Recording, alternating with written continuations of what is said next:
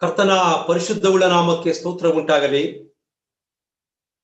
ಸೇರಿ ಬಂದಿರತಕ್ಕಂತ ಎಲ್ಲಾ ದೇವ ಜನರಿಗೆ ನನ್ನ ಕರ್ತನಾದಂತ ಯೇಸು ಕ್ರಿಸ್ತನ ಮುಖಾಂತರವಾಗಿ ಮತ್ತೊಮ್ಮೆ ನಾನು ವಂದನೆಗಳನ್ನು ಸಲ್ಲಿಸುವಂತವನಾಗಿದ್ದೇನೆ.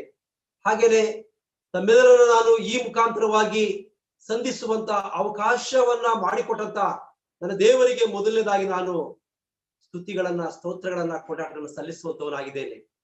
ಹಾಗೇನೆ ಈ ಒಂದು ಅವಕಾಶವನ್ನ ಕೊಟ್ಟಂತಹ ಪ್ರಿಯರಿಗೂ ಕೂಡ ನಾನು ಈ ಮೂಲಕವಾಗಿ ನಾನು ವಂದನೆಗಳನ್ನ ಸಲ್ಲಿಸುವಂತನಾಗಿದ್ದೇನೆ.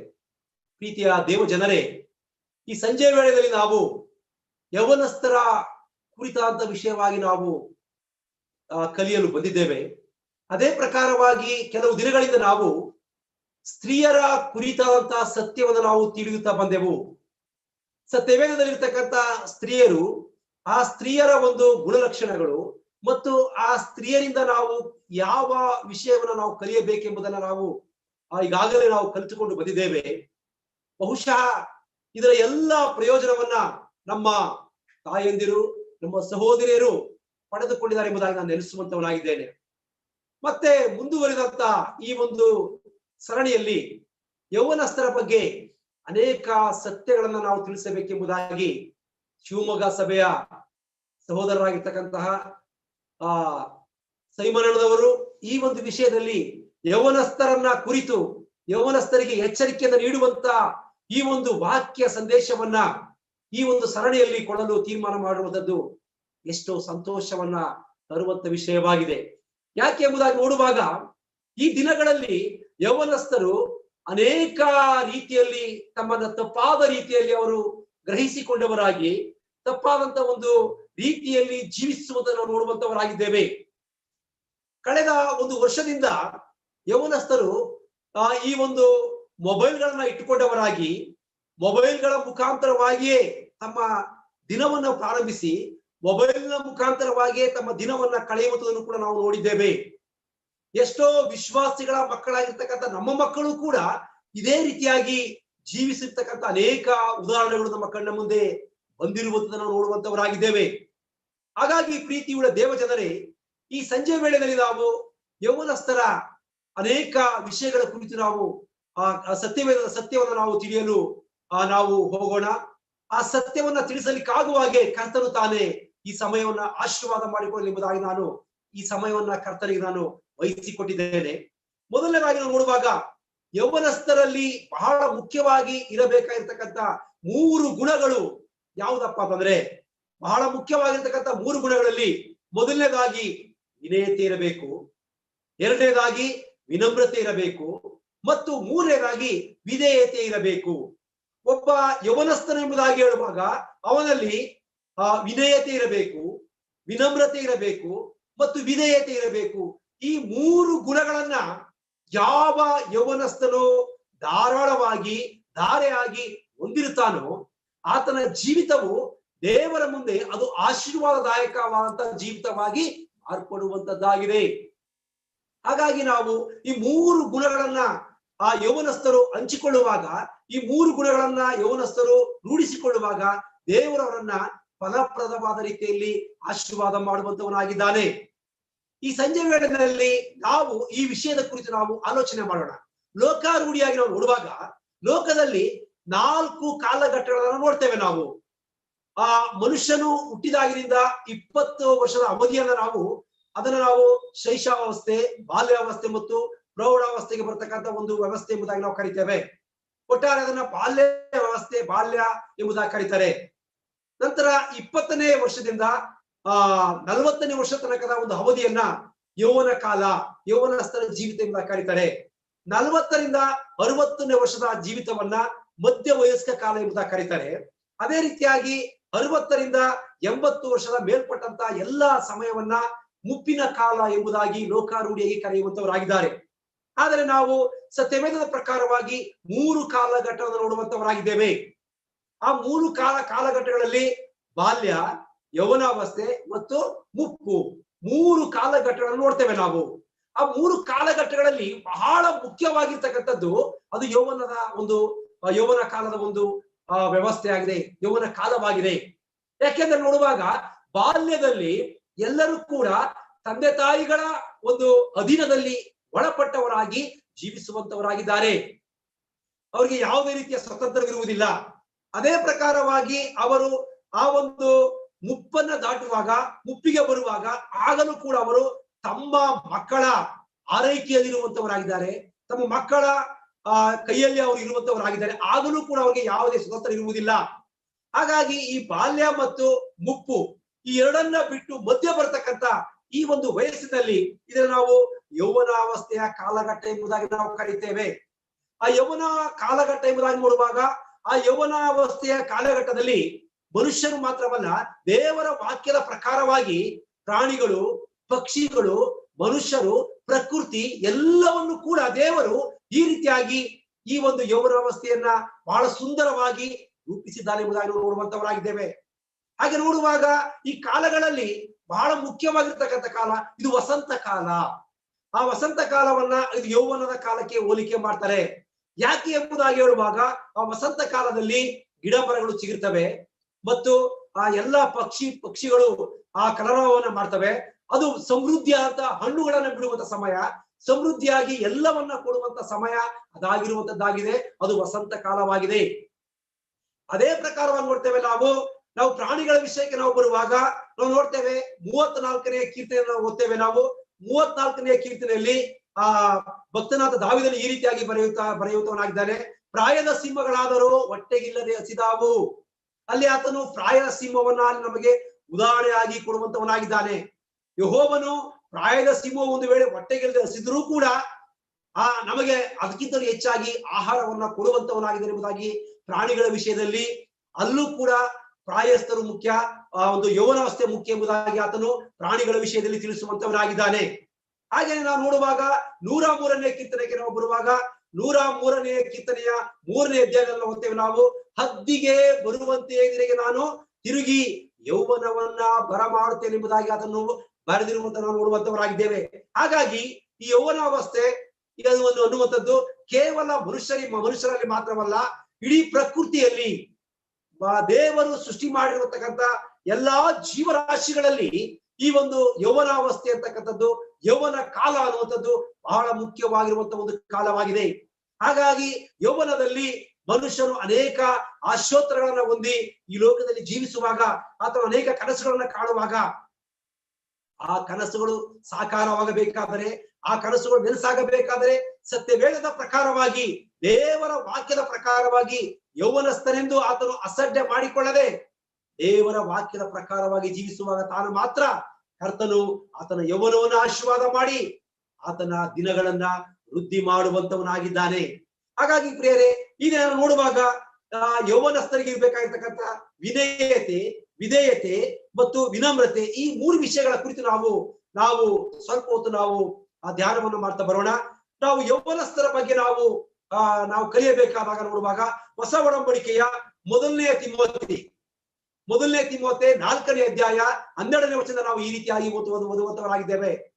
1 Timothians chapter 4 verse 12 ಅಲ್ಲಿ ಭಕ್ತನಾದ ಪೌಲನು ಹೀಗೆ ಬರೆಯುವಂತವನಾಗಿದ್ದಾನೆ. ಯೌವನಸ್ಥನೆಂದು ನಿನ್ನನ್ನು ಅಸಡ್ಡೆ ಮಾಡುವುದಕ್ಕೆ ಯಾರಿಗೂ ಅವಕಾಶ ಕೊಡದೆ ನಂಬುವವರಿಗೆ ನಡೆ, ನುಡಿ, ಪ್ರೀತಿ, ನಂಬಿಕೆ, ಶುದ್ಧತ್ವ ಇವುಗಳ ವಿಷಯದಲ್ಲಿ ನೀನೇ ಮಾದರಿಯಾಗಿರು ಎಂಬುದಾಗಿ ಆತನು ಬರೆಯುವಂತವನಾಗಿದ್ದಾನೆ. ತಿಮೋಥೆಯನ್ನು ಬರೆಯುವಾಗ ತಿಮೋಥೆಯನಿಗೆ ಬರೆಯುವಾಗ ಆತನು ಹೀಗೆ ಬರೀತಾನೆ, ಯೌವನಸ್ಥನೆಂದು ನಿನ್ನನ್ನು ನೀನು ಅಸಡ್ಡೆ ಮಾಡಿಕೊಳ್ಳದೆ. ಯಾಕೆಂದ್ರೆ ಈ ದಿನಗಳಲ್ಲಿ ಎಷ್ಟೋ ಯೌವನಸ್ಥರು ತಮ್ಮ ಜೀವಿತಗಳನ್ನ ಅಸಡ್ಡೆ ಮಾಡಿಕೊಂಡವರಾಗಿ ಜೀವಿಸುವಂತವರಾಗಿದ್ದಾರೆ. ಯಾಕೆ ಎಂಬುದಾಗಿ ನೋಡುವಾಗ ಎಷ್ಟೋ ಜನರು ವಿದ್ಯಾವಂತರಾಗಿದ್ದಾರೆ, ಬುದ್ಧಿವಂತರಾಗಿದ್ದಾರೆ. ಒಂದು ವೇಳೆ ಅವರಿಗೆ ಕೆಲಸ ಸಿಕ್ಕದೆ ಇರ್ತಕ್ಕಂಥ ಸಂದರ್ಭದಲ್ಲಿ, ಅವರ ಆಸೆಗಳು ಕೈಗೂಡದೆ ಇದ್ದಂತ ಸಂದರ್ಭದಲ್ಲಿ ಅವರು ನಿರಾಶೆಗೆ ತೂಗಲ್ಪಟ್ಟವರಾಗಿ, ನಿರಾಶೆಗೆ ತಳ್ಳಲ್ಪಟ್ಟವರಾಗಿ, ನಿರಾಶೆಯಿಂದ ನಿರುತ್ಸಾಹದಿಂದ ಜೀವಿಸುವುದನ್ನು ನಾವು ನಮ್ಮ ವಿಶ್ವಾಸಿಗಳಲ್ಲೂ ಕೂಡ ನಾವು ನೋಡುವಂತವರಾಗಿದ್ದೇವೆ. ಹಾಗಾಗಿ ಇಲ್ಲಿ ಪೌಲನು ಬರೆಯುವಾಗ ಹೇಳ್ತಾನೆ, ನೀನು ನಿನ್ನನ್ನ ಅಸಡ್ಡೆ ಮಾಡಿಕೊಳ್ಳುವುದಕ್ಕೆ ಯಾರಿಗೂ ಅವಕಾಶ ಕೊಡದೆ. ಒಬ್ಬ ಯೌವನಸ್ಥನು ತನ್ನನ್ನ ತಾನು ಅಸಡ್ಡೆ ಮಾಡಿಕೊಳ್ಳುವುದಕ್ಕೆ ಬೇರೆಯವರಿಗೆ ಅವಕಾಶ ಮಾಡಿಕೊಡದೆ ಆತನು ನಂಬುವವರಿಗೆ ನಡೆಯಲ್ಲಿ, ನುಡಿಯಲ್ಲಿ, ಪ್ರೀತಿಯಲ್ಲಿ, ನಂಬಿಕೆಯಲ್ಲಿ, ಶುದ್ಧತ್ವದಲ್ಲಿ, ಈ ಎಲ್ಲಾ ವಿಷಯಗಳಲ್ಲಿ ಆತನು ಮಾದರಿಯಾಗಿರಬೇಕು.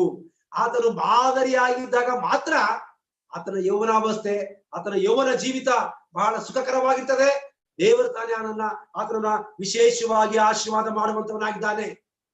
ಹಾಗೆ ನಾವು ನೋಡ್ತೇವೆ, ನಾವು ಪ್ರಸಂಗಿಗಳ ಪುಸ್ತಕ 12ನೇ ಅಧ್ಯಾಯ 1ನೇ ವಚನ ನೋಡ್ತೇವೆ ನಾವು. ಅಲ್ಲಿ ಪ್ರಸಂಗಿ ಈ ರೀತಿಯಾಗಿ ಬರೆದಿದ್ದಾನೆ ಯೌವನಸ್ಥರನ್ನ ಕುರಿತು. ಕಷ್ಟದ ದಿನಗಳು ಸಂತೋಷವಿಲ್ಲವೆಂದು ನೀನು ಹೇಳುವ ವರ್ಷಗಳು ಸಮೀಪಿಸುವುದರೊಳಗಾಗಿ, ಕಷ್ಟದ ದಿನಗಳು ಸಂತೋಷವಿಲ್ಲವೆಂದು ನೀನು ಹೇಳುವ ವರ್ಷಗಳು ಸಮೀಪಿಸುವುದರೊಳಗಾಗಿ ಯೌವನದಲ್ಲಿಯೇ ನಿನ್ನ ಸೃಷ್ಟಿಕರ್ತನನ್ನ ಸ್ಮರಿಸು ಎಂಬುದಾಗಿ ಆತನು ಬರೆಯುವಂತವನಾಗಿದ್ದಾನೆ. ನಾವಿಲ್ಲಿ ನೋಡುವಾಗ ಯೌವನದಲ್ಲಿಯೇ ನಿನ್ನ ಸೃಷ್ಟಿಕರ್ತನನ್ನ ಸ್ಮರಿಸು. ಪ್ರಸಂಗಿ ಹೇಳ್ತಾನೆ, ನೀನು ಯೌವನ ಕಾಲದಲ್ಲಿ ನಿನ್ನ ಸೃಷ್ಟಿಕರ್ತನನ್ನ ಸ್ಮರಿಸುವಾಗ ದೇವರಿಗೆ ಅದು ಬಹಳ ಶ್ರೇಷ್ಠವಾದಂತ ಒಂದು ಕಾಲವಾಗಿರುವಂತದ್ದಾಗಿದೆ. ದೇವರು ನಿನ್ನೆಲ್ಲ ಆಸೆಗಳನ್ನ ಪೂರೈಸಿ ಆತನು ಹದ್ದಿಗೆ ಬರುವಂತೆ ನಿನಗೆ ತಿರುಗಿ ಯೌವನವನ್ನ ಬರಮಾಡುವಂತವನಾಗಿದ್ದಾನೆ.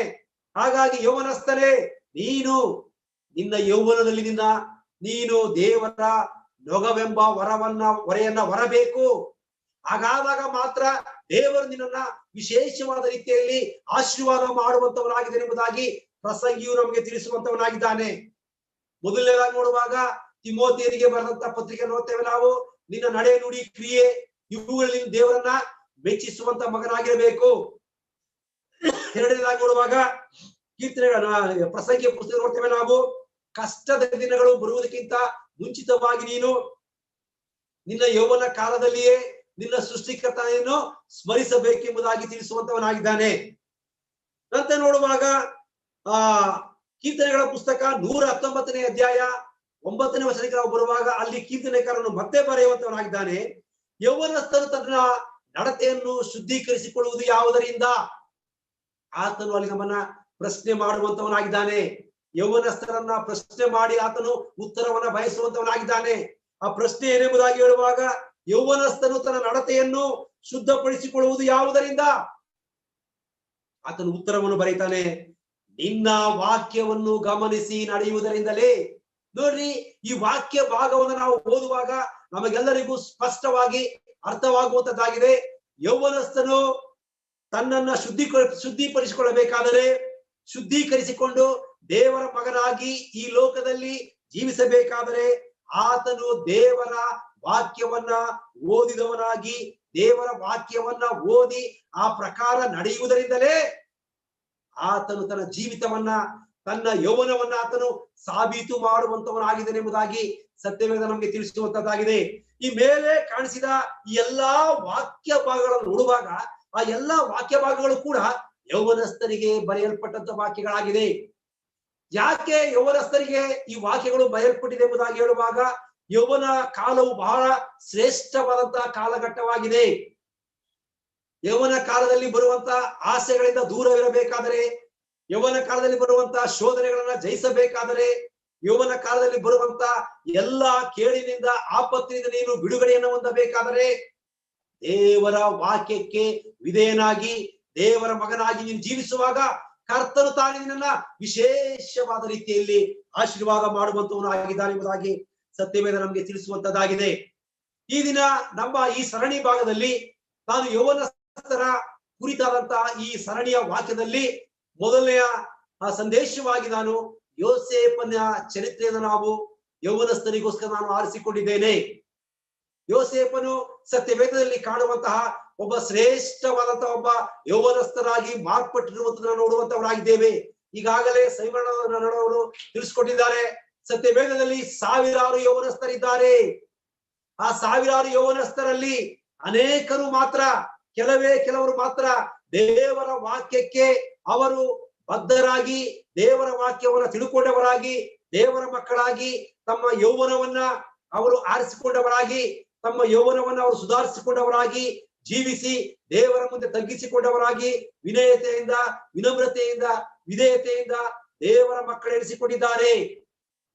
ಎಷ್ಟೋ ಯೌವನಸ್ಥರು ಅವರು ತಮ್ಮ ಮಕ್ಕಳನ್ನು ಕೂಡ ತಮ್ಮ ದಾರಿಯಲ್ಲಿ ನಡೆಸಲಿಕ್ಕೆ ಸಾಧ್ಯವಾಗ್ಲಿಲ್ಲ. ಉದಾಹರಣೆ ನೋಡ್ತೇವೆ ನಾವು ಸಮುವೇಲನನ್ನ ನೋಡುವಾಗ, ಸಮುವೇಲನು ಬಾಲ್ಯದಿಂದಲೂ ಮುಪ್ಪಿನ ತನಕ ಆತನು ದೇವರ ಸನ್ನಿಧಾನದಲ್ಲೇ ಬೆಳೆದಂತ ಒಬ್ಬ ವ್ಯಕ್ತಿಯಾಗಿದ್ದನು. ಆತನು ತನ್ನ ಜೀವಿತದಲ್ಲಿ ಯಾವ ತಪ್ಪನ್ನು ಮಾಡದೆ ಜೀವಿಸಿದ ಒಬ್ಬ ವ್ಯಕ್ತಿಯಾಗಿದ್ದನು. ನಾವು ಆತನ ವಿಷಯಕ್ಕೆ ನಾವು ಬರುವಾಗ ಅಲ್ಲಿ ನೋಡ್ತೇವೆ ನಾವು, ಆತನ ಪ್ರವಾದನೆಗಳಲ್ಲಿ ಒಂದಾದರೂ ಬಿದ್ದು ಹೋಗಲಿಲ್ಲ ಎಂಬುದಾಗಿ ನೋಡ್ತೇವೆ ನಾವು. ಅಂತ ಸಮುವೇಲನು ತನ್ನ ಯೌವನಸ್ಥ ಮಕ್ಕಳನ್ನ ಆತನು ಸರಿಯಾಗಿ ಬೆಳೆಸಲಿಕ್ಕೆ ಸಾಧ್ಯವಾಗಲಿಲ್ಲ. ಯಾಕೆ ಎಂಬುದಾಗಿ ಹೇಳುವಾಗ, ಆ ಸಮುವೇಲನ ಮಕ್ಕಳು ಲಂಚವನ್ನ ತೆಗೆದುಕೊಂಡು, ಲಂಚಕ್ಕೋಸ್ಕರ ತಮ್ಮ ನ್ಯಾಯವನ್ನ ಮಾರಿ ತನ್ನ ತಂದೆಯಾಗಿರ್ತಕ್ಕಂಥ ಸಮುವೇಲನಿಗೆ ಮತ್ತು ನಮ್ಮೆಲ್ಲರ ತಂದೆ ಆಗಿರ್ತಕ್ಕಂಥ ಯೆಹೋವನಿಗೆ ಅವರು ದ್ರೋಹವನ್ನ ಉಂಟು ಮಾಡಿದರು.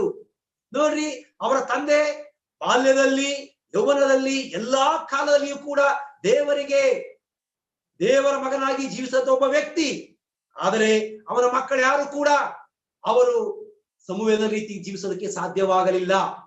ಅದೇ ಪ್ರಕಾರ ನೋಡ್ತೇವೆ ನಾವು ಏಲಿಯ ಮಕ್ಕಳನ್ನು ನೋಡುವಾಗ, ಏಲಿಯ ಮಕ್ಕಳು ಅವನು ವೃದ್ಧರಾಗುವವರು ಕೂಡ ಯಾಜಕೋದ್ಯೋಗವನ್ನು ಮಾಡಿ, ಯಾಜಕೋದ್ಯೋಗದಲ್ಲಿ ಅವನು ಶ್ರೇಷ್ಠವಾದ ಒಬ್ಬ ವ್ಯಕ್ತಿಯಾಗಿ ಅನಿಸ್ಕಿದ್ರು ಕೂಡ ಆತನು ಯೌವನಸ್ಥನಾಗಿರ್ತಕ್ಕಂಥ ಆ ಮಕ್ಕಳನ್ನ, ತನ್ನ ಮಕ್ಕಳನ್ನು ಅವನು ಓಪ್ನಿ ಮತ್ತು ಪೀನಿಯಾಸ್ ಅವರು ಒಂದು ಹತೋಟಿಗೆ ತೆಗೆದುಕೊಳ್ಳಲು ಸಾಧ್ಯವಾಗಲಿಲ್ಲ.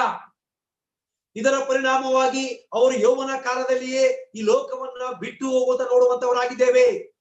ಅದೇ ರೀತಿಯಾಗಿ ನೋಡ್ತೇವೆ ನಾವು ಅಬ್ಸಲೋಮನ ವಿಚಾರಕ್ಕೆ ನಾವು ಬರುವಾಗ, ಅಬ್ಸಲೋಮನು ತನ್ನ ತಂದೆಗೆ ವಿರುದ್ಧವಾಗಿ ಆತನು ತನ್ನ ಕಾರ್ಯಗಳನ್ನ ಮಾಡಿ ಆತನಿಗೆ ವಿರುದ್ಧವಾಗಿ ಯುದ್ಧಗಳನ್ನು ಕೂಡ ಮಾಡುವಾಗ, ದಾವಿದನ ಸೈನ್ಯ ಭಟರು ಆ ಒಂದು ಅಬ್ಸಲೋಮನ ಮೇಲೆ ಯುದ್ಧಕ್ಕೆ ಹೋಗುವಾಗ ದಾವಿದನು ಹೇಳುವಂತ ಮಾತು, ನನಗೋಸ್ಕರ ಯೌವನಸ್ಥನಾಗಿರ್ತಕ್ಕಂಥ ನನ್ನ ಮಗನಾಗಿರ್ತಕ್ಕಂಥ ಅಬ್ಸಲೋಮನನ್ನ ಉಳಿಸಿಕೊಡ್ರಿ ಎಂಬುದಾಗಿ ಆತನು ಕೇಳಿಕೊಳ್ಳುವಂತ ನೋಡುವಾಗ, ಯೌವನಕ್ಕೆ ಎಷ್ಟು ಬೆಲೆ ಇದೆ, ಯೌವನಕ್ಕೆ ಎಷ್ಟು ಒಂದು ಆದ್ಯತೆ ಇದೆ ಎಂಬುದನ್ನು ನಾವು ತಿಳ್ಕೊಳ್ಳಬೇಕಾಗಿದೆ ಪ್ರಿಯರೇ.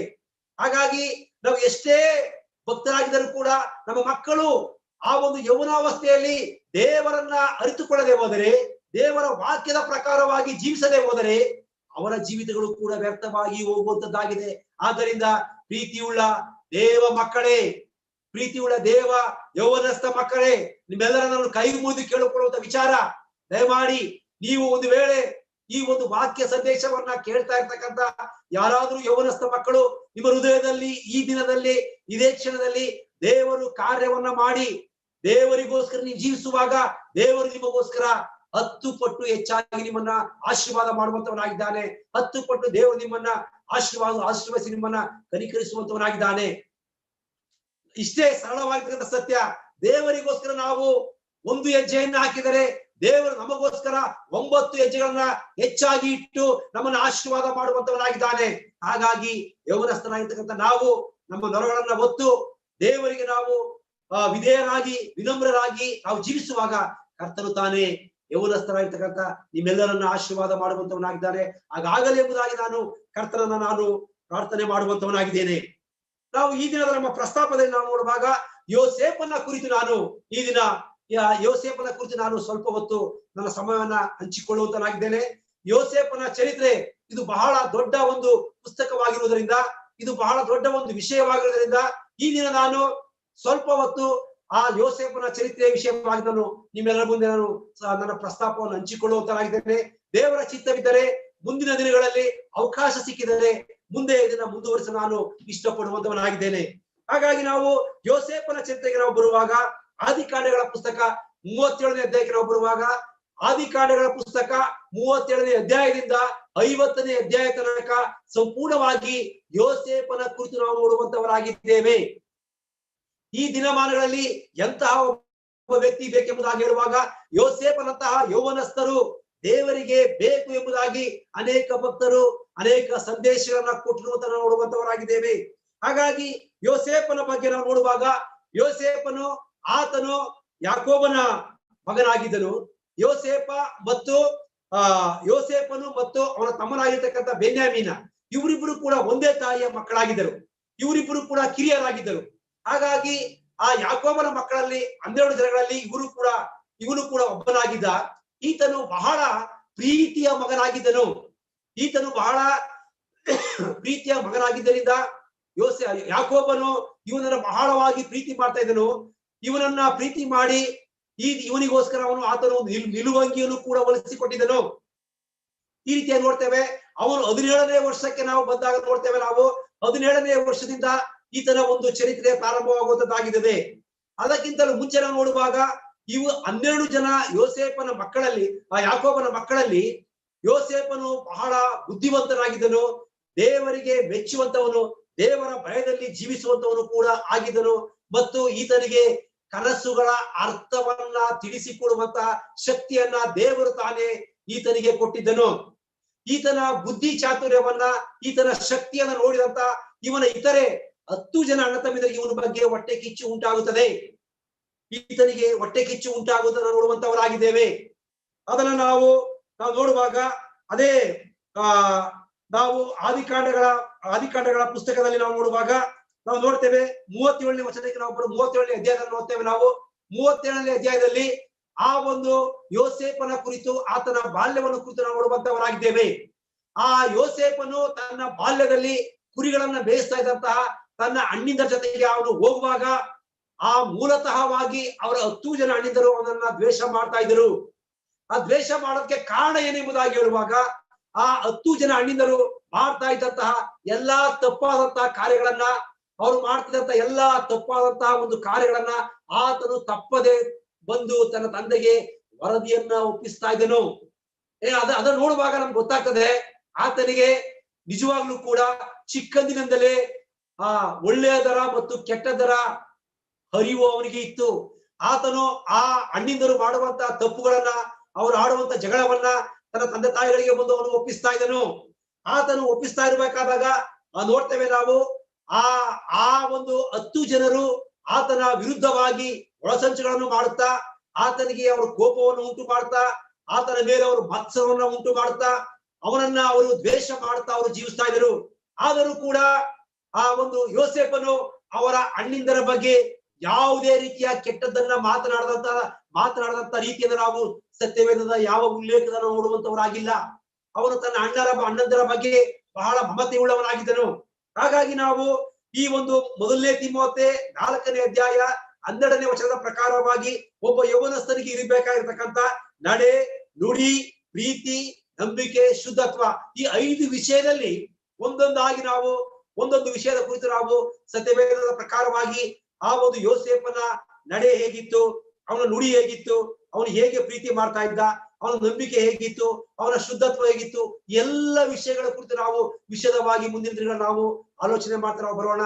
ಅಲ್ಲಿ ತನಕ ನಾವು ಹೀಗೆ ನೋಡುವಾಗ, ಮೊದಲನೇದಾಗಿ ನಡೆ. ಆತನು ತನ್ನ ನಡೆಯಲ್ಲಿ ಹೇಗೆ ತನ್ನನ್ನ ಪರಿಶೋಧಿಸಿಕೊಳ್ಳುವುದೆಂಬುದಾಗಿ ನೋಡುವಾಗ, ಆತನು ತನ್ನ ನಡೆಯಲ್ಲಿ ಆತನ ಅಣ್ಣಿಂದಲೂ ಮಾಡ್ತಾ ಇದ್ದಂತಹ ಎಲ್ಲಾ ತಪ್ಪುಗಳನ್ನ ಆತನು ಚಾಚು ತಪ್ಪದೆ ತನ್ನ ತಂದೆಗೆ ಆತನು ತಿಳಿಸ್ತಾ ಇದ್ದನು. ತನ್ನ ತಂದೆಗೆ ಆತನು ತಿಳಿಸ್ತಾ ಇರ್ಬೇಕಾದಾಗ ಒಂದು ವೇಳೆ ಅವನ ಅಣ್ಣಿಂದರು ಅವನಿಗೆ ಹೊಡೆದಿರಬಹುದು, ಅವನ ಬೈದಿರಬಹುದು, ಅವನ ಅನೇಕ ರೀತಿಯಲ್ಲಿ ಹಿಂಸೆ ಕೊಟ್ಟಿರಬಹುದು.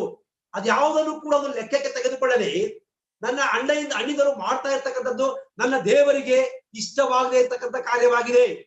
ಬಹುಶಃ ಇವರು ಮಾಡ್ತಾ ಇರ್ತಕ್ಕಂಥ ಕಾರ್ಯವು ಇದು ದೇವರಿಗೆ ವಿರುದ್ಧವಾದ ಕಾರ್ಯವಾಗಿದೆ.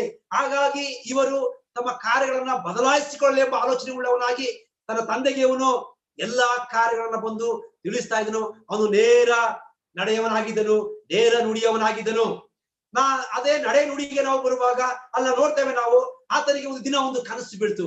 ಆ ಕನಸು ಏನೆಂಬುದಾಗಿ ಹೇಳುವಾಗ ಅದು ಮೊದಲನೇದಾಗಿ ನೋಡ್ತೇವೆ ನಾವು, ಅದು ಸಿವುಡುಗಳ ಕನಸು. ಆತನು ಹೇಳ್ತಾನೆ 5ನೇ ವಚನಕ್ಕೆ ನಾವು ಬರುವಾಗ, 37ನೇ ಅಧ್ಯಾಯದ 5ನೇ ವಚನಕ್ಕೆ ನಾವು ಬರುವಾಗ, ಒಂದು ದಿನ ಯೋಸೇಫನು ಕನಸುಕೊಂಡು ಅದನ್ನು ತನ್ನ ಅಣ್ಣಂದರಿಗೆ ತಿಳಿಸಲು ಅವರು ಇನ್ನೂ ಹೆಚ್ಚಾಗಿ ದ್ವೇಷ ಮಾಡಿದರು. ನೋಡ್ರಿ, ಅವನು ಒಂದು ಕನಸನ್ನ ಕಂಡು ಆ ಕನಸನ್ನ ತನ್ನ ಅಣ್ಣಿಂದರಿಗೆ ತಿಳಿಸುವಂತವನಾಗಿದ್ದಾನೆ.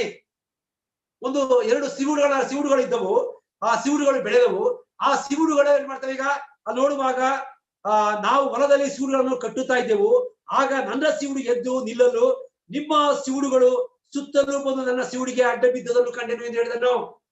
ನೋಡ್ರಿ, ಆತ ನೋಡುವಾಗ ಆ ಸಿವುಡುಗಳು ಏನ್ ತೋರಿಸ್ತವೆ, ಆ ಸಿವುಡುಗಳು ಅವರ 12 ಮಕ್ಕಳನ್ನ ಸೂಚಿಸುವಂತದ್ದಾಗಿದೆ. ಇಲ್ಲಿ ನೋಡುವಾಗ ಮಧ್ಯದಲ್ಲಿರ್ತಕ್ಕಂಥ ಆ ಸಿವುಡು ಅದು ಎತ್ತರವಾಗಿ ಬೆಳೀತಾ ಇದೆ. ಎತ್ತರವಾಗಿ ಬೆಳೆಯುವಾಗ ಉಳಿದಂತ 11 ಸಿವುಡುಗಳು ಆ ಸಿವುಡುಗಳಿಗೆ ಅಡ್ಡ ಬೀಳುವುದನ್ನು ನೋಡುವಾಗ ಇದರ ಅರ್ಥ ಏನು, ಮುಂದೆ ಒಂದು ದಿನ ನಾವೆಲ್ಲರೂ ಕೂಡ ಇವ್ರಿಗೆ ಅಡ್ಡ ಬೀಳ್ಬೇಕಾಗ್ತದೆ.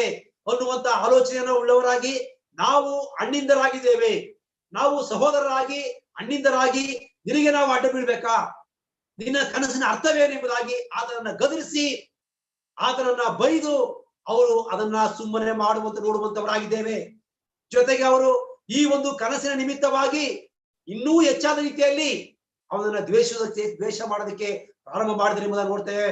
ನಂತರ ನೋಡ್ತೇವೆ ನಾವು ಅವರು ಬೈದಾಗಿಯೂ ಕೂಡ ಅವನನ್ನ ನಿಂದಿಸಲಾಗಿಯೂ ಕೂಡ ಅವನು ನೇರ ನಡೆಯವನಾಗಿ ನೇರ ನುಡಿಯವನಾಗಿ ಅದನ್ನ ಬಚ್ಚಿಟ್ಟುಕೊಳ್ಳದೆ ಮತ್ತೊಂದು ಕನಸನ್ನ ಕಂಡಂತನು ಕೂಡ ಅವನು ಹೇಳುವಂತವನಾಗಿದ್ದಾನೆ.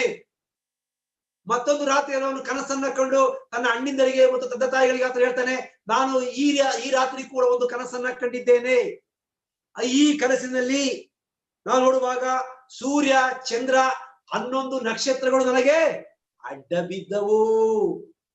ಆತನು ಮೊದಲು ಶಿವುಡಿನ ಕನಸುಗಳನ್ನ ಹೇಳುವಾಗ ಅವನ ದ್ವೇಷ ಮಾಡೋದು ಶುರು ಮಾಡಿದ್ರು. ಎರಡನೇ ಕನಸಿನ ಅರ್ಥ ನೋಡುವಾಗ ಅಲ್ಲಿ ನೋಡ್ತೇವೆ ನಾವು 11 ನಕ್ಷತ್ರಗಳು ಎಂಬುದಾಗಿ ಹೇಳುವಾಗ 11 ಜನ ಅವನ ಸಹೋದರರು, ಸೂರ್ಯ ಮತ್ತು ಚಂದ್ರ ಎಂಬುದಾಗಿ ಹೇಳುವಾಗ ಅವನ ತಂದೆ ಮತ್ತು ತಾಯಿಯಂದಿರು. ಅಲ್ಲಿ ನೋಡ್ತೇವೆ ಆತನ ತಂದೆಗೆ ಅವನು ತಿಳಿಸಿದಾಗ 10ನೇ ವಚನಕ್ಕೆ ನಾವು ಬರುವಾಗ ಆ ಕನಸನ್ನು ತನ್ನ ತಂದೆಗೂ ಅಣ್ಣಂದಿರು ತಿಳಿಸಿದಾಗ ತಂದೆಯು ಅವನಿಗೆ, ಇದು ಎಂತ ಕನಸು ನೀನು ಕಂಡದ್ದು? ನಾನು ನಿನ್ನ ತಾಯಿಯು ಅಣ್ಣ ತಮ್ಮಿಂದರು ನಿನ್ನ ಮುಂದೆ ಅಡ್ಡ ಬೀಳುವುದಕ್ಕೆ ಬಂದೆವೋ ಎಂದು ಹೇಳಿ ಗದರಿಸಿದನು. ನೋಡಿದ್ರ, ನಾವಿಲ್ಲಿ ನೋಡುವಾಗ ಅವರ ತಂದೆ ತಾಯಿಗಳು ಕೂಡ ಆತನನ್ನ ಗದರಿಸಿ, ನೀನು ಕಂಡಂತ ಕನಸು ಎಂತದ್ದು? ನಾನು ನಿನ್ನ ತಾಯಿ ನಿನಗೆ ಅಡ್ಡ ಬೀಳ್ತೇವೋ, ನಿನ್ನ ಅಣ್ಣಿದ್ರಿಗೆ ಅಡ್ಡ ಬೀಳ್ತಾರೋ, ಇದೆಂತ ಕನಸು ಎಂಬುದಾಗಿ ಆತನನ್ನ ಗದರಿಸಿ ಆತನನ್ನ ಬೈದು ಸುಮ್ಮನಿರಿಸುವಂತ ನೋಡುವಂತವರಾಗಿದ್ದೇವೆ. ಹಾಗಾಗಿ ಪ್ರಿಯರೇ, ಆತನು ನಡೆಯಲ್ಲಿ ನುಡಿಯಲ್ಲಿ ನೇರ ನುಡಿಯವನಾಗಿದ್ದನು, ತಾನು ಕಂಡದ್ದನ್ನೇ ಹೇಳುವಂತವನಾಗಿದ್ದನು, ತಾನು ನೋಡಿದ್ದನ್ನೇ ಹೇಳುವಂತವನಾಗಿದ್ದನು. ಹಾಗಾಗಿ ಯೌವನಸ್ಥನಿಗೆ ಇರಬೇಕಾಗಿರ್ತಕ್ಕಂಥ ನಡೆ ನುಡಿ ಕ್ರಿಯೆಗಳಲ್ಲಿ ಆತನು ದೇವರಿಗೆ ಆತನು ಮೆಚ್ಚುವಂತ ವ್ಯಕ್ತಿಯಾಗಿದ್ದನು. ಪ್ರೀತಿಯುಳ್ಳ ಯೌವನಸ್ಥರೇ, ಈ ದಿನಗಳಲ್ಲಿ ನಾವು ಏನ್ ಮಾಡ್ತಾ ಇದ್ದೇವೆ? ನಮ್ಮ ತಂದೆ ತಾಯಿಗಳಿಗೆ ಸುಳ್ಳನ್ನ ಹೇಳ್ತೇವೆ. ನಾವು ನಮ್ಮ ತಂದೆ ತಾಯಿಗಳನ್ನ ಸುಳ್ಳಿನ ಮುಖಾಂತರವಾಗಿ ಮೆಚ್ಚಿಸುವಂತವರಾಗಿದ್ದೇವೆ. ಒಂದು ವೇಳೆ ನೀವು ಕಾಲೇಜಿಗೆ ಹೋಗ್ತಾ ಇರಬಹುದು, ಒಂದು ವೇಳೆ ನೀವು ಶಾಲೆಗಳಿಗೆ ಹೋಗ್ತಾ ಇರಬಹುದು, ನೀವು ಉದ್ಯೋಗಕ್ಕೆ ಹೋಗ್ತಾ ಇರ್ಬೋದು. ಯೌವನಸ್ಥರಾಗಿರ್ತಕ್ಕಂಥ ನೀವು ನಿಮ್ಮ ತಂದೆ ತಾಯಿಗಳನ್ನ ಆಶೀರ್ವಾದವನ್ನ ಪಡೆಯಬೇಕಾದರೆ, ನಿಮ್ಮ ತಂದೆ ತಾಯಿಗಳ ಆಶೀರ್ವಾದವನ್ನು ಪಡೆದು ನೀವು ಈ ಲೋಕದಲ್ಲಿ ಭೂಲೋಕದಲ್ಲಿ ನೀವು ಹೆಚ್ಚಿನ ದಿನ ಬದುಕಬೇಕಾದರೆ, ನಾವು ಅದೇ 90ನೇ ಕೀರ್ತನೆಯಲ್ಲಿ ಓದ್ತೇವೆ, ನಾವು ಬಹು ದಿವಸ ಬದುಕಬೇಕೋ, ನಿನ್ನ ತಂದೆ ತಾಯಿಗಳನ್ನು ಸನ್ಮಾನಿಸಬೇಕು, ನಿನ್ನ ತಂದೆ ತಾಯಿಗಳನ್ನು ಸನ್ಮಾನಿಸಿದ ನೀನು ಬಹುಕಾಲ ಬಾಳು ಎಂಬುದನ್ನು ನೋಡ್ತೇವೆ. ಅದೇ ಪ್ರಕಾರವಾಗಿ 90ನೇ ಕೀರ್ತನೆಯಲ್ಲಿ ಓದ್ತೇವೆ ನಾವು, ನೀನು ನಿನ್ನ ನಾಲಿಗೆಯನ್ನ ನೀನು ಹತೋಟಿಯಲ್ಲಿ ಇಟ್ಟುಕೊ ಎಂಬುದಾಗಿ ಸತ್ಯವೇದ ನಮಗೆ ತಿಳಿಸುವಂತದ್ದಾಗಿದೆ. ಹಾಗಾಗಿ ಪ್ರಿಯ ದೇವಜನರೇ, ಪ್ರಿಯ ಯೌವನಸ್ಥ ಮಕ್ಕಳೇ, ನೀವು ಈ ದಿನಗಳಲ್ಲಿ ಬಹಳ ಮುಖ್ಯವಾಗಿ ಯೋಸೇಫನಿಂದ ನೀವು ಅನುಸರಿಸಬೇಕಾಗಿರ್ತಕ್ಕಂಥ ಬಹಳ ಮುಖ್ಯವಾಗಿರ್ತಕ್ಕಂಥ 2 ನಡೆಗಳು ಯಾವ್ದಪ್ಪ ಅಂದ್ರೆ, ಒಂದು ನಡೆ ಮತ್ತು ಒಂದು ನುಡಿ. ನಿಮ್ಮ ನಡೆ ಯಾವಾಗಲೂ ಕೂಡ ಅದು ಕರ್ತನ ಕಡೆಗೆ ಇರಬೇಕು. ಕರ್ತನ ಕಡೆಗೆ ಇರುವಂತದ್ದಾದರೆ ಕರ್ತನು ನಿಮ್ಮ ಕೂಡ ನಡೆಯುವಂತವನಾಗಿದ್ದಾನೆ. ಕರ್ತನಿಗೋಸ್ಕರ ನೀವು ನಡೆಯುವಾಗ, ಕರ್ತನಿಗೋಸ್ಕರ ನೀವು ಜೀವಿಸುವಾಗ, ಕರ್ತನ ವಾಕ್ಯಗಳನ್ನ ನುಡಿಯುವಾಗ ಕರ್ತನು ತಾಯಿ ನಿಮ್ಮನ್ನ ವಿಶೇಷವಾಗಿ ಆಶೀರ್ವಾದ ಮಾಡುವಂತವನಾಗಿದ್ದಾನೆ. ಯಾಕೆಂದ್ರೆ ನಿಮ್ಮ ನುಡಿಯು ಅದು ಇಂಪಾಗಿರಬೇಕು, ಅದು ರಸವತ್ತಾಗಿರಬೇಕು, ಅದು ದೇವರ ವಾಕ್ಯಕ್ಕೆ ಅದು ಸಂಬಂಧಪಟ್ಟಂತ ವಾಕ್ಯವಾಗಿರಬೇಕು. ಆದ್ರೆ ನಾವು ಫಿಲಿಪಿಗಳ ಪುಸ್ತಕದಲ್ಲಿ ಓದ್ತೇವೆ, ನಾವು ಫಿಲಿಪಿ ಬರೆಯುವಂತವನಾಗಿದ್ದಾನೆ, ಯಾವಾಗಲೂ ಸಂತೋಷಿಸಿರಿ ಎಂದು ತಿರುಗಿ ಹೇಳ್ತೇನೆ, ಯಾವಾಗಲೂ ಸಂತೋಷಿಸಿರಿ ಮತ್ತು ನಿಮ್ಮ ಹೃದಯದಲ್ಲಿ ನೀವು ದೇವರಿಗೆ ಸ್ತೋತ್ರಗಳನ್ನ ಗಾನಗಳನ್ನ ಮಾಡುತ್ತಾ ನೀವು ಜೀವಿಸಬೇಕೆಂಬುದಾಗಿ ಫಿಲಿಪಿಯು ತಾನ ಬರೆಯುವಂತವನಾಗಿದ್ದಾನೆ. ಅದೇ ರೀತಿಯಾಗಿ ನಾವು ಪೇತ್ರನ ಪತ್ರಿಕೆಯಲ್ಲಿ ಓದ್ತೇವೆ, ನಾವು ನಿಮ್ಮ ಜೀವಿತದ ಈ ಲೋಕದ ಭೂಯಾತ್ರೆಯನ್ನ ಭಯಭಕ್ತಿಯಿಂದ ಕಳೆಯಬೇಕೆಂಬುದಾಗಿ ಆತನು ತಿಳಿಸುವಂತವನಾಗಿದ್ದಾನೆ. ನಾವು ಜ್ಞಾನೋಕ್ತಿಗಳ ಪುಸ್ತಕದಲ್ಲಿ ಓದ್ತೇವೆ, ನಾವು ದೇವರ ಭಯವೇ ಜ್ಞಾನದ ಮೂಲವು ಎಂಬುದಾಗಿ ನೋಡ್ತೇವೆ. ನಾವು ಯಾವ ಯೌವನಸ್ಥನಿಗೆ ದೇವರ ಜ್ಞಾನದ ಭಯವಿರ್ತದೋ, ಯಾವ ಯೌವನಸ್ಥನು ದೇವರಿಗೆ ಆತನು ವಿಧೇಯನಾಗಿ ಜೀವಿಸ್ತಾನೋ, ಯಾವ ಯೌವನಸ್ಥನು ದೇವರಿಗೆ ವಿನಮ್ರವಾಗಿ ಜೀವಿಸ್ತಾನೋ, ಯಾವ ಯೌವನಸ್ಥನು ದೇವರಿಗೆ ಅವನು ಮೆಚ್ಚುಗೆ ಅಂತ ಜೀವಿತವನ್ನು ಜೀವಿಸ್ತಾನೋ, ಆತನ ಜೀವಿತವು ಮುಂದೆ ಒಂದು ದಿನ ಅದು ವಿಶೇಷವಾಗಿ ಅದು ಮಾರ್ಪಡುವಂತ ಜೀವಿತವಾಗುವಂತದ್ದಾಗಿದೆ. ಯೋಸೇಫನ ಜೀವಿತವಾಗುವಂತದ್ದಾಗಿದೆ. ಹಾಗಾಗಿ ಪ್ರಿಯರೇ, ಪ್ರೀತಿಯ ಯೌವನಸ್ಥ ಮಕ್ಕಳೇ, ನೀವು ಕೂಡ ನೀವೇನ್ ಮಾಡ್ಬೇಕು? ನೀವು ಯೌವನಸ್ಥರಾಗಿರ್ತಕ್ಕಂಥ ನೀವು ನಿಮ್ಮ ನಡೆ ನುಡಿ ಕ್ರಿಯೆಗಳಲ್ಲಿ ಕರ್ತನನ್ನ ನೀವು ಪ್ರತಿಬಿಂಬಿಸಬೇಕು. ನಾವು ನೋಡ್ತೇವೆ, ಹೀಗೆ ನೋಡುವಾಗ ಈತನ 2 ಕನಸುಗಳ ನಿಮಿತ್ತವಾಗಿ ಈತನಿಗೆ ಏನಾಯ್ತು? ಈಗ ಈತನ ಮೇಲೆ ಆತನ ಸಹೋದರರು ಬಹಳವಾಗಿ ಉರಿಗೊಂಡರು. ಆತನ ಮೇಲೆ ಬಹಳವಾಗಿ ಕೋಪಗೊಂಡು ಮೊದಲನೆಯ ಒಂದು ಕನಸಿನ ವಿಷಯವನ್ನು ಹೇಳಿದಾಗ ಅವರು ಆತನ ಮೇಲೆ ಕೋಪಗೊಂಡರು. 2ನೆಯ ಒಂದು ಕನಸಿನ ವಿಷಯವನ್ನು ಅವನು ತಿಳಿಸುವಾಗ ಅವನ ಮೇಲೆ ಇನ್ನೂ ಉರಿಗೊಂಡು ಇನ್ನೂ ಹೊಟ್ಟೆ ಕಿಚ್ಚುಪಟ್ಟವರಾಗಿ ಆತನನ್ನ ಸಾಯಿಸುವಷ್ಟರ ಮಟ್ಟಿಗೆ ಅವರು ರೂಪುಗೊಂಡರು ಎಂಬುದಾಗಿ ನೋಡ್ತೇವೆ ನಾವು. ಅದಾದ ನಂತರ ನೋಡ್ತೇವೆ ನಾವು ಆ 10 ಜನ ಅಣ್ಣ ತಮ್ಮಿಂದರು ಸಹೋದರರು ಅವರು ಕುರಿಗಳನ್ನ ಮೇಯಿಸಲು ಹೋಗುವಾಗ ಅವನ ತಂದೆ ಆಗಿರ್ತಕ್ಕಂಥ ಯಾಕೋಬನು ಈ ಯೌವನಸ್ಥರಾಗಿರ್ತಕ್ಕಂಥ ಯೋಸೇಫನನ್ನ ಕರೆದು, ನಿನ್ನ ಅಣ್ಣಿಂದರನ್ನ ವಿಚಾರಿಸಿಕೊಂಡು ಬಾ, ಹೋಗು, ನಿನ್ನ ಅಣ್ಣಿಂದರು ಏನಾದರೂ ಅವರ ಯೋಗಕ್ಷೇಮವನ್ನು ವಿಚಾರಿಸಿಕೊಂಡು ಬಾ ಎಂಬುದಾಗಿ ಅವರಿಗೋಸ್ಕರ ತವಕ ಪಡುತ್ತಾ ತನ್ನ 10 ಜನ ಮಕ್ಕಳ ಯೋಗ ಸಮಾಚಾರವನ್ನ ವಿಚಾರಿಸುವುದಕ್ಕೋಸ್ಕರ ಆತನು ಆ ಒಂದು ಯೌವನಸ್ಥರಾಗಿರ್ತಕ್ಕಂಥ ಯೋಸೇಫನನ್ನ ಕಳಿಸುವಾಗ ಅವ್ರು ನೋಡ್ತೇವೆ ನಾವು, ಅವರು ಯೋಸೇಫನು ತನ್ನ ತಂದೆಯ ಮಾತಿಗೆ ಆತನು ಏನ್ ಮಾಡ್ತಾನೆ? ಈಗ ತನ್ನ ತಂದೆಯ ಮಾತಿಗೆ ಆತನು ವಿರುದ್ಧವಾಗಿ ಮಾತನಾಡದೆ ಆತನು ವಿಧೇಯತೆಯಿಂದ ತನ್ನ ತಂದೆ ನೇಮಿಸಿಕೊಂಡಂತಹ ಕಾರ್ಯವನ್ನ ಆತನು ಬಹಳ ಸಂತೋಷದಿಂದ ಆತನು ಒಪ್ಪಿಕೊಂಡವನಾಗಿ ಬರೀ ಕಾಲ್ನಡಿಗೆಯಲ್ಲಿ ಆತನು ತನ್ನ ಅಣ್ಣಿದರನ್ನು ಹುಡುಕುತ್ತಾ ಹೋಗುವಂತ ನೋಡುವಂತವರಾಗಿದ್ದೇವೆ. ಒಂದು ವೇಳೆ ಈಗಿನ ಯೌವನಸ್ಥ ಮಕ್ಕಳಾಗಿದ್ದರೆ ಯಾರು ಕೂಡ ಇಂಥ ಕಾರ್ಯವನ್ನ ಮಾಡ್ತಾ ಇರಲಿಲ್ಲವೋ ಏನೋ. ಯಾಕೆಂದ್ರೆ ನೋಡ್ತೇವೆ ನಾವು ಈ ದಿನಗಳಲ್ಲಿ ನಮ್ಮ ಯೌವನಸ್ಥ ಮಕ್ಕಳನ್ನ ನೋಡುವಾಗ ನಮ್ಮ ಮಕ್ಕಳನ್ನು ಸೇರಿಸಿ ನಾನು ಹೇಳುವಂತ ಒಂದು ವಿಷಯ, ಯೌವನಸ್ಥ ಮಕ್ಕಳಲ್ಲಿ ವಿಧೇಯತೆ ಇಲ್ಲ, ಯೌವನಸ್ಥ ಮಕ್ಕಳಲ್ಲಿ ವಿನಯತೆ ಇಲ್ಲ, ಯೌವನಸ್ಥ ಮಕ್ಕಳಲ್ಲಿ ಹೆಚ್ಚಾಗಿ ಕೋಪಗಳು, ತಾಪಗಳು, ತಂದೆ ತಾಯಿಗಳಿಗೆ ವಿರುದ್ಧವಾಗಿ ಮಾತನಾಡುವಂಥದ್ದು, ಇವೆಲ್ಲವನ್ನ ನೋಡುವಾಗ ಈ ದಿನಗಳಲ್ಲಿ ಈ ಯೋಸೇಫನ ಈ ಒಂದು ಚರಿತ್ರೆ ಯೌವನಸ್ಥ ಮಕ್ಕಳಿಗೆ ಬಹಳ ಮುಖ್ಯವಾಗಿದೆ ಎಂಬುದಾಗಿ ನಾನಾದರೂ ಭಾವಿಸುವಂತವನಾಗಿದ್ದೇನೆ. ಹಾಗಾಗಿ ಪ್ರಿಯ ಮಕ್ಕಳೇ, ಪ್ರೀತಿಯುಳ್ಳ ಯೌವನಸ್ಥ ಮಕ್ಕಳೇ, ನಾವಿಲ್ಲಿ ನೋಡ್ತೇವೆ ಆತನ ತಂದೆ ಆತ ವೃದ್ಧನಾಗಿದ್ದಾನೆ, ಆತನಿಗೆ ಕಣ್ಣು ಕಾಣ್ತಾ ಇಲ್ಲ. ಆತನ ಏನ್ ಮಾಡ್ತಾನೆ? ಈಗ ತನ್ನ 10 ಮಕ್ಕಳನ್ನ ನೋಡ್ಕೊಂಡು ಬರೋದಕ್ಕೆ ಅವರ ಯೋಗಕ್ಷೇಮವನ್ನು ವಿಚಾರಿಸಿಕೊಂಡು ಬಾ ಎಂಬುದಾಗಿ ಹೇಳುವಾಗ ಒಂದೇನ್ ಮಾಡ್ದ? ಈಗ ತನ್ನ ತಂದೆಗೆ ಅವನು ಎದುರುತ್ತರವನ್ನ ಕೊಟ್ಟಿಲ್ಲ. ಆತನು ತನ್ನ ತಂದೆಗೆ ಅವನು ಯಾವ ರೀತಿಯ ಮರು ಮಾತನಾಡದೆ ತನ್ನ ಅಣ್ಣಿಂದರಿಗೆ ಬೇಕಾದಂತ ಆಹಾರ ಪದಾರ್ಥಗಳನ್ನು ಒತ್ತುಕೊಂಡವನಾಗಿ ಆತನು ತನ್ನ ಅಣ್ಣಿಂದರನ್ನ ನೋಡುವುದಕ್ಕೋಸ್ಕರ ಹೊರಟಿದ್ದಾನೆ. ಆತನು ಹೊರಟು ಬರುವಾಗ ನಾವು ನೋಡ್ತೇವೆ, ಮುಂದೆ ನೋಡುವಾಗ ಮುಂದಿನ ಒಂದು ಅಧ್ಯಾಯಗಳು ನೋಡ್ತೇವೆ ನಾವು ಅಲ್ಲಿ ನಾವು ನೋಡುವಾಗ ಆತನು ದೂರದಿಂದಲೇ ಬರುವಾಗಲೇ, ಆತನು ಇನ್ನೂ ದೂರದಲ್ಲಿ ಬರುವಾಗಲೇ ಅಗೋ ಆ 10 ಜನ ಸಹೋದರರು ಆತನನ್ನು ನೋಡುವಾಗ ಅವ್ರು ಹೇಳುವಂತ ಮಾತು, ಅಗೋ ಆ ಕನಸಿನವನು ಬರುತ್ತಾ ಇದ್ದಾನೆ. ನೋಡ್ರಿ, ನಾವು ಆಲೋಚನೆ ಮಾಡೋಣ. ಆತನು ತನ್ನ ಅಣ್ಣಿಂದರನ್ನು ನೋಡಲು ಬಹಳ ಉತ್ಸುಕನಾಗಿ, ಬಹಳ ಪ್ರೀತಿಯಿಂದ, ಬಹಳ ವಿನಮ್ರತೆಯಿಂದ, ಬಹಳ ವಿನಯತೆಯಿಂದ ತನ್ನ ಅಣ್ಣಿಂದರನ್ನು ನೋಡೋದಕ್ಕೋಸ್ಕರ ಅವನು ಬಹಳ ಪ್ರೀತಿ ಉಳ್ಳವನಾಗಿ ತನ್ನ ಅಣ್ಣಿಂದರ ಬಳಿಗೆ ಅವನು ಓಡೋಡಿ ಹೋಗ್ತಾ ಇದ್ದಾನೆ. ಅವರು ಮಾಡ್ತಾ ಇರ್ತಕ್ಕಂಥ ಆ ಮನಸ್ಸಿನ ಸಂಚು, ಒಳ ಸಂಚು ಅವ್ರಿಗೆ ಅರ್ಥ ಆಗ್ತಾ ಇಲ್ಲ. ಆದರೆ ಆ 10 ಜನರಿಗೆ ಅವನ ಮೇಲೆ ದ್ವೇಷ ಇದೆ, ಹೊಟ್ಟೆ ಕಿಚ್ಚಿದೆ, ಕೋಪ ಇದೆ. ಅವ್ರು ಹೇಳುವಂತ ಮಾತೇನು? ಇಗೋ ಆ ಕನಸುಗಾರನು ಬರ್ತಾ ಇದ್ದಾನೆ. ನೋಡ್ರಿ ಎಷ್ಟು ವ್ಯತ್ಯಾಸ! ಯೌವನಸ್ಥರಾಗಿರ್ತಕ್ಕಂಥ ಈತನಿಗೂ ಆ ಯೌವನಸ್ಥರಾಗಿರ್ತಕ್ಕಂಥ 10 ಜನರಿಗೂ ಎಷ್ಟು ವ್ಯತ್ಯಾಸವಿದೆ ನೋಡ್ರಿ. ಒಂದೇ ಮನೆಯಲ್ಲಿ ಹುಟ್ಟಿರ್ತಕ್ಕಂಥ 2 ಅಣ್ಣ ತಮ್ಮಂದಿರಿಗೆ ವ್ಯತ್ಯಾಸಗಳಿರ್ತವೆ. ಒಬ್ರು ಬಹಳ ಸೌಮ್ಯ ಸ್ವಭಾವದವನಾಗಿರ್ತಾನೆ, ಇನ್ನೊಬ್ರು ಬಹಳ ರೌದ್ರ ಉಳ್ಳವನಾಗಿರ್ತಾನೆ. ಆ ಸೌಮ್ಯ ಸ್ವಭಾವವನ್ನ ಕಂಡ್ರೆ ಆ ರೌದ್ರ ಉಳ್ಳವನಿಗೆ ಇಷ್ಟ ಆಗೋದಿಲ್ಲ. ಒಂದು ವೇಳೆ ಒಂದೇ ಕುಟುಂಬದಲ್ಲಿ 2 ಯೌವನಸ್ಥರಿರುವಾಗ ನೀವು ಕೂಡ ದೇವರ ಮಕ್ಕಳಾಗಿ ನೀವು ಯೋಸೇಫನ ಗುಣಗಳನ್ನ ನೀವು ಮೆಚ್ಚಿಸಿಕೊಂಡು ಜೀವಿಸುವಾಗ ದೇವರು ನಿಮ್ಮನ್ನು ಆಶೀರ್ವಾದ ಮಾಡುವಂತವನಾಗಿದ್ದಾನೆ. ಪ್ರೀತಿಯುಳ್ಳ ದೇವ ಯೌವನಸ್ಥ ಮಕ್ಕಳೇ, ಅವ್ರು ಹೇಳುವಂತ ಮಾತೇನು? ಇಗೋ ಯೌವನಸ್ಥನು ಆ ಕನಸುಗಾರನು ಬರ್ತಾ ಇದ್ದಾನೆ.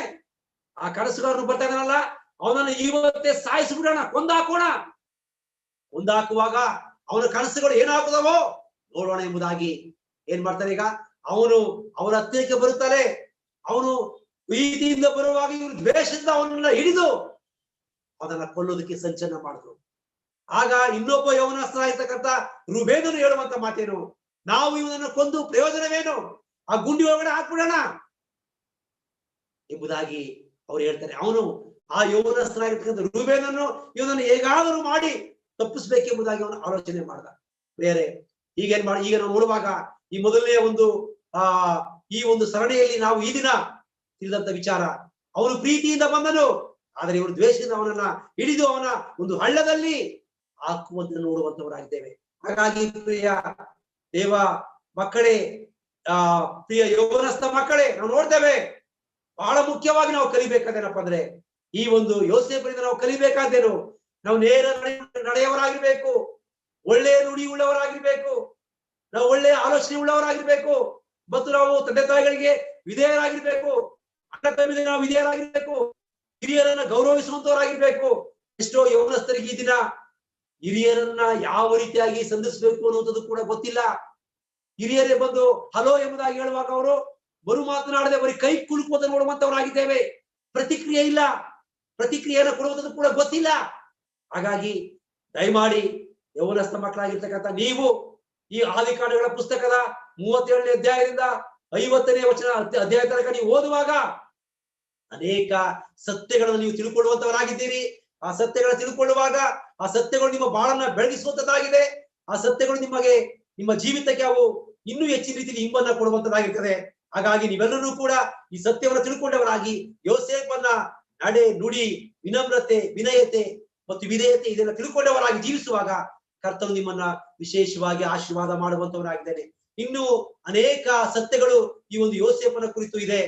ದೇವರ ಚಿತ್ತವಾದರೆ ಮುಂದಿನ ದಿನಗಳಲ್ಲಿ ಅವಕಾಶವನ್ನ ದೇವರು ಕೊಡುವಂತದ್ದಾದರೆ ಮುಂದೆ ಈ ಒಂದು ಸತ್ಯಗಳನ್ನು ಕೂಡ ನಾವು ಕಲಿಯುವಂತವರಾಗೋಣ.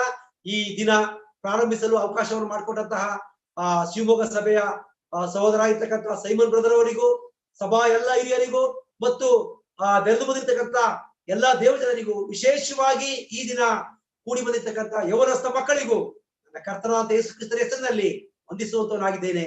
ಎಲ್ಲರಿಗೂ ವಂದನೆಗಳು. ಆಮೇನ್. ಕರ್ತನ ಪರಿಶುದ್ಧ ನಾಮಕ್ಕೆ ಸ್ತೋತ್ರ ಉಂಟಾಗಲಿ. ನಾನು ಪ್ರಾರಂಭದಲ್ಲಿ ಯೋಚನೆ ಮಾಡ್ತಾ ಇದ್ದೆ, ಇವತ್ತಿನ ಸಂದೇಶ